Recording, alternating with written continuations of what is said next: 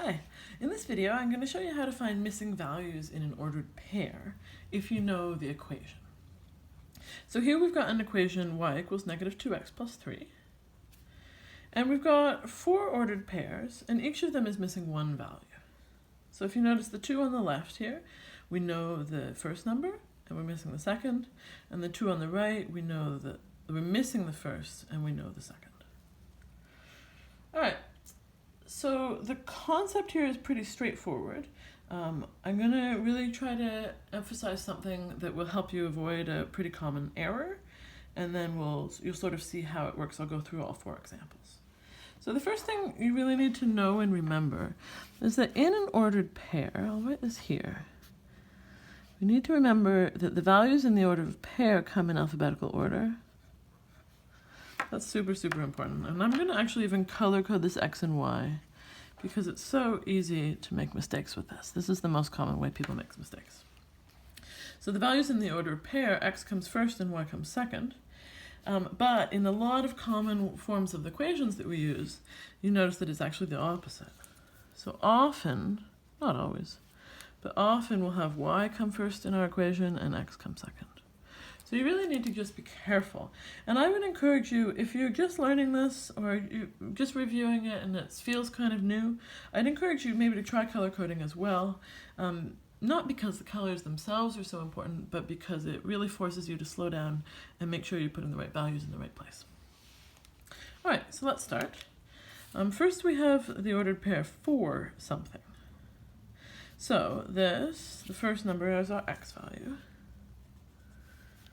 So what I'm going to do is I'm going to substitute it into the equation, and I'm going to make sure I'm replacing my x with 4. So I've got y equals negative 2 times 4 plus 3. So that there is my x value.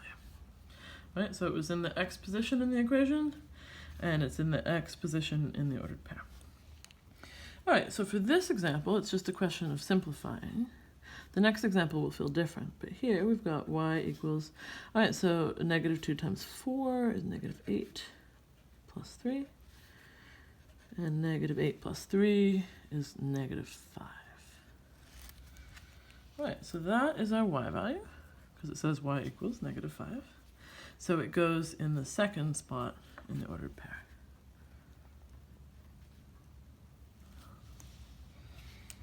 All right, now I want you to pay attention to how different this next example will feel.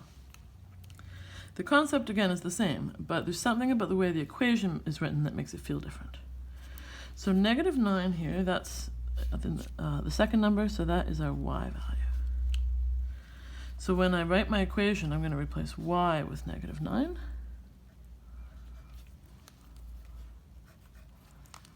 And that is equal to negative 2x plus 3. Now in the first example, we were looking for y, and we had y equals, and then everything on the other side of the equation was just numbers. So we just had to do that little calculation. Made sure we followed the order of operations, but there was no real other trick to it. Here, we're looking for the value of x, but x is sort of in the middle of the right side of the equation here, and there's all sorts of other numbers going on. So we're going to have to solve this equation here. So we're trying to isolate x to figure out what the missing value of x is. So we look at this equation, we got negative 2x plus 3. So what I'm going to do first is I'll subtract 3 from both sides. So I'm going to write the equation again. And then I'm going to subtract 3. And to keep both sides equal or the same, I make sure I do it at the same time on both sides of the equation. So on the right, that gives us negative 2x. That was why I did it. Subtracted 3 to sort of make it feel like I was getting rid of this plus 3.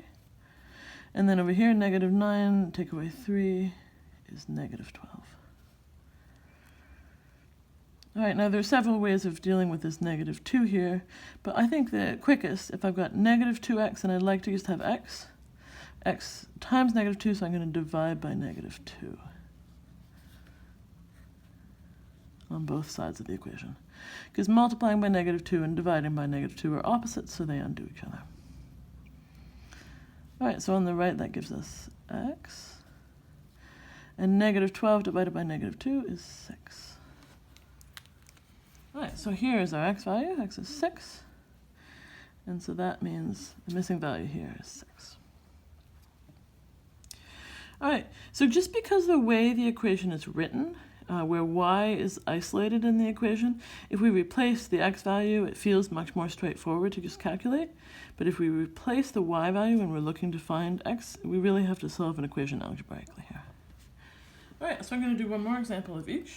I'd encourage you maybe to pause the video and do this calculation on your own, and then watch me go through it to see how you did. But obviously you can do what is right for you. So here, this negative 5, that's our x value. So I'll copy the equation and I'll replace my x with negative 5 when I get there. So y equals negative 2 times negative 5 plus 3.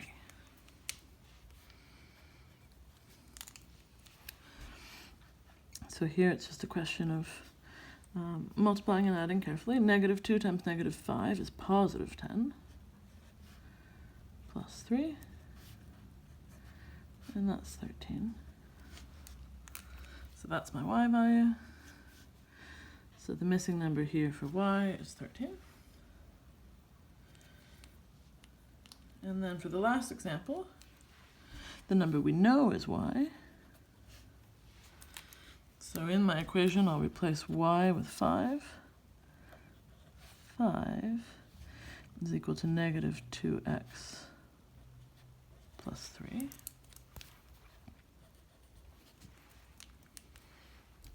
So I'm actually going to do the same operations as I did above. First, I'll subtract 3 from both sides. So on the right, we'll get just negative 2x. And 5 take away 3 is 2. And now I'm going to divide both sides by negative 2.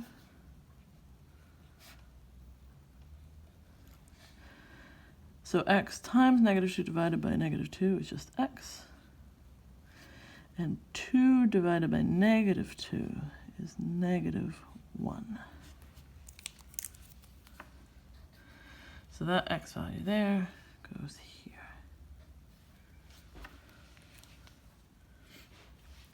All right, so really pay attention to which value is x and which value is y.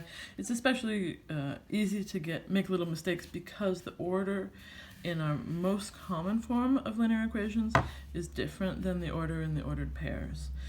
So color code them if you want, otherwise just stop every time you substitute, just double check that you did it the right way. And if you have a form of an equation like this, where you've got y equals something, when you're finding a missing value of y, it'll be really, it'll feel quite straightforward. And when you're finding a missing value of x, it'll feel like a longer procedure that you have to solve an equation algebraically. All right, good luck with it.